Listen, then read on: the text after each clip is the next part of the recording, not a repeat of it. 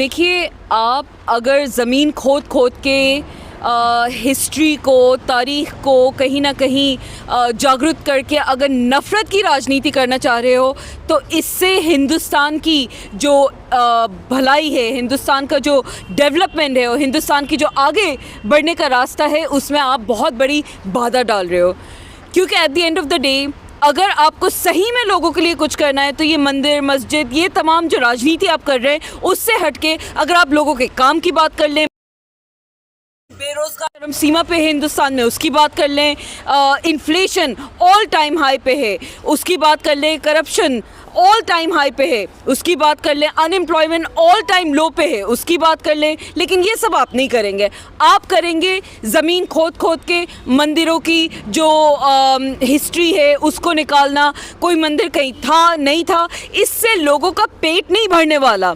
आपको अगर जनता का सही में अगर फ़िक्र होती है और कोई काम करना होता, आप बनाते उनके लिए स्कूल्स, आप बनाते उनके लिए हॉस्पिटल्स, आप बनाते उनके लिए स्किल डेवलपमेंट के सेंटर्स, ट्रेनिंग के सेंटर्स, यूनिवर्सिटीज़, बहुत सारे काम हैं इसके जनता के लिए करने के लिए। लेकिन आपको वो सब नहीं करना है। आपको जगह जगह खुदाई करके या तो सर्वे करके ये साबित करना है कि किसी मस्जिद के नीचे 500 साल या कितने साल पुराना कोई मंदिर था, या जो ऑलरेडी एग्जिस्टिंग जहाँ पे प्लेसेस ऑफ वर्शिप हैं, जो हिंदुस्तान के संविधान में प्रोटेक्टेड हैं, प्लेसेस ऑफ वर्शिप एक्ट के तहत प्रोटेक्टेड हैं, जिसमें साफ साफ लिखा गया है कि आप कोई भी मॉन्यूमेंट का कैरेक्टर और लोकेशन नहीं चेंज कर सकते।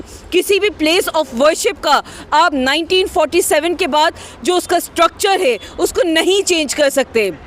कोर्ट की भी ये रूलिंग थी कि बाबरी मस्जिद के अलावा कोई भी किसी तरीके का जो मस्जिद का स्ट्रक्चर है उसको आप तब्दील करके मंदिर या कोई भी अलग चीज़ में तब्दील नहीं कर सकते। बावजूद उसके हम देख रहे हैं कि किस तरीके से एक के बाद एक आप केसेस लाते हैं, एक के बाद एक, चाहे वो ज्ञानवापी का केस हो, चाहे अजमेर शरीफ का केस हो, और मध्य प्रदेश में कोई मस्जिद का केस हो, या तमाम इस तरीके के जो मस्जिद इस्टेब्लिश मस्जिद हैं, कोई 4 ईंटों का ढांचा नहीं है, प्रॉपरली प्रोटेक्टेड मॉन्यूमेंट्स हैं, ये प्रॉपर संविधान के तहत इनको प्रोटेक्शन दी गई है।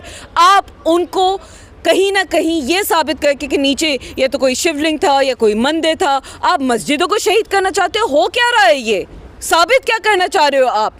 कोर्ट ने अभी ये भी कह दिया है, जो अभी हाल फिलहाल की सुप्रीम कोर्ट की रूलिंग थी, कि आगे से आप इस तरह का कोई केस रजिस्टर नहीं कर सकते, आगे से आप इस तरह की कोई नफ़रत की राजनीति नहीं कर सकते। लेकिन बावजूद उसके हमने वो केस भी देखा जहाँ पे एक इलाहाबाद हाई कोर्ट के सिटिंग जज हैं Shekhar Yadav, exactly, thank you, Shekhar Yadav, किस तरीके से आप बाकायदा से संविधान की धज्जियां उड़ा रहे हो, आप बाकायदा से जुडिशरी जो 3rd पिलर ऑफ डेमोक्रेसी है उसकी धज्जियां उड़ा रहे हो। हमने देखा कि किस तरीके से जस्टिस चंद्रचूड़ जी जाते हैं और अपने प्राइवेट फंक्शन में प्रधानमंत्री जी को बुलाते हैं। आप क्या राज्यसभा अगर चाह रहे हो तो साफ साफ कह दो, ये सब नौटंकी करने की आपको ज़रूरत नहीं है। आप सिटिंग सुप्रीम कोर्ट के, हाई कोर्ट के जजेस हो, एक बहुत इंपॉर्टेंट संवैधानिक पद पर हो आप। इलाहाबाद की हाई कोर्ट के जज, इलाहाबाद हाई कोर्ट के जज है बिल्कुल, ये जो यादव जी हैं वो, और जो चंद्रचूड़ जी हैं वो तो सुप्रीम कोर्ट के जज हैं। तो आपकी क्या गलती कर दी चंद्रचूड़ जी ने? उन्होंने सर्वे होने दिया जो अपने आप में असंवैधानिक है, अनकॉन्स्टिट्यूशनल है। आप सर्वे प्लेसेस ऑफ वर्शिप एक्ट के तहत नहीं करा सकते। आप एक इस्टेब्लिश स्ट्रक्चर जो कि सेंट्रली प्रोटेक्टेड मॉन्यूमेंट के अंदर आती थी, शाही जामा मस्जिद, ये सारे बाकायदा से प्रोटेक्टेड मॉन्यूमेंट्स है। 4 ईंट का कोई ढांचा नहीं है जिसको आप कुछ भी बोल के शहीद कर दो या मस्जिद को शहीद करके एक मंदिर बना दो। आप जाएंगे संभल में हमें जाने दिया जा रहा है। संभल में जब राहुल गांधी जी को नहीं जाने दिया जा रहा तो और लोगों को कैसे परमिशन मिलेगी? मस्जिद बनाएंगे, मुगलों ने बनाया है।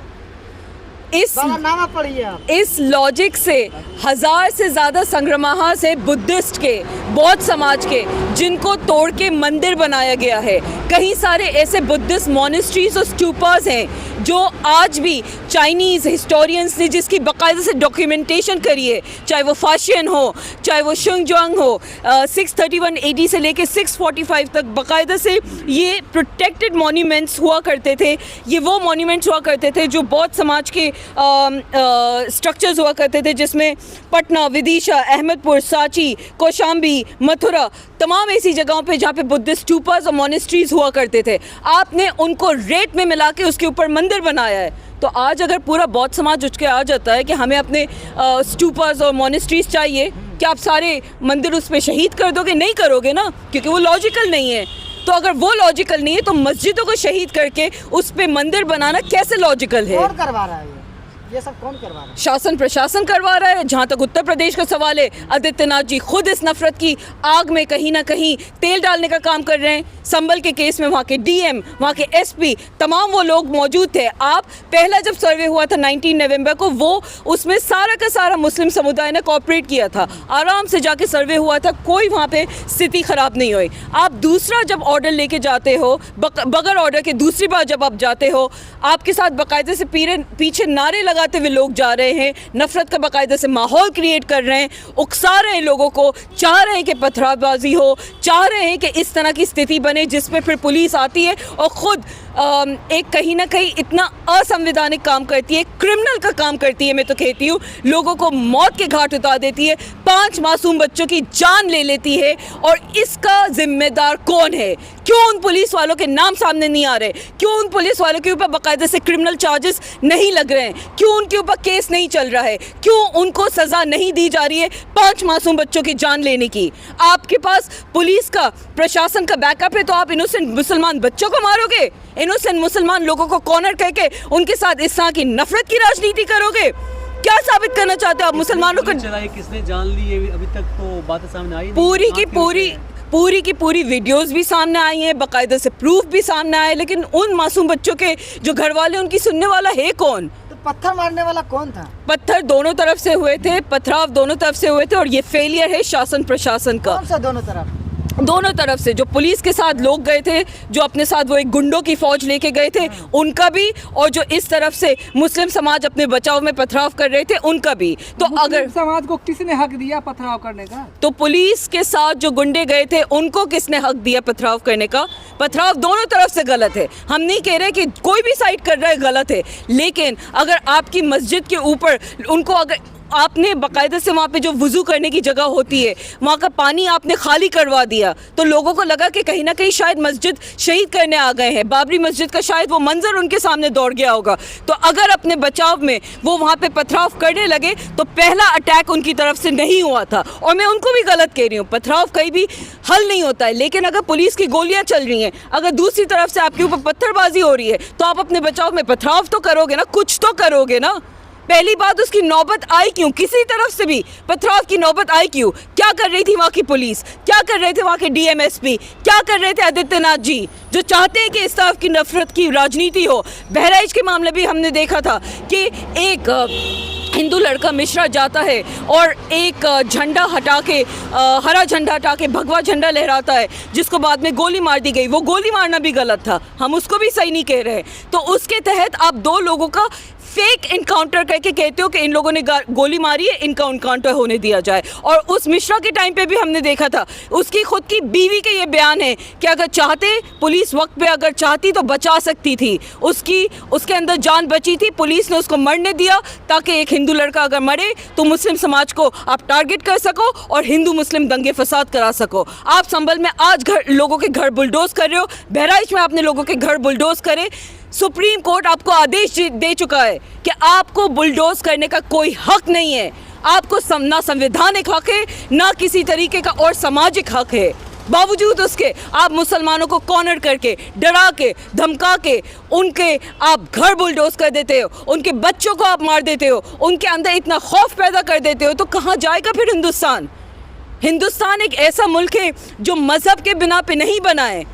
जितना हिंदुस्तान में एक हिंदू का हक है, उतना ही एक मुसलमान का भी हक है। इस मिट्टी में एक मुसलमान का भी खून मिला है। आज़ादी की लड़ाई में हिंदू, मुस्लिम और तमाम मज़हबों के लोगों का यहाँ पे बाकायदा से इक्वल कंट्रीब्यूशन है। किसी का कम, किसी का ज़्यादा हो सकता है, लेकिन किसी एक समाज का कंट्रीब्यूशन नहीं है।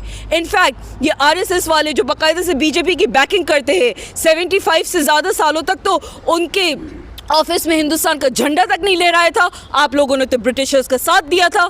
तो आपको तो अपने आप को हिंदुस्तानी कहने का इस तरीके से हक नहीं है जितना बाकी हिंदुस्तानियों का हक है, क्योंकि उनके बाप दादाओं ने बाकायदा से इंडिपेंडेंस की लड़ाई में एक बखूबी किरदार निभाया है। आपका क्या कंट्रीब्यूशन है? कहते हैं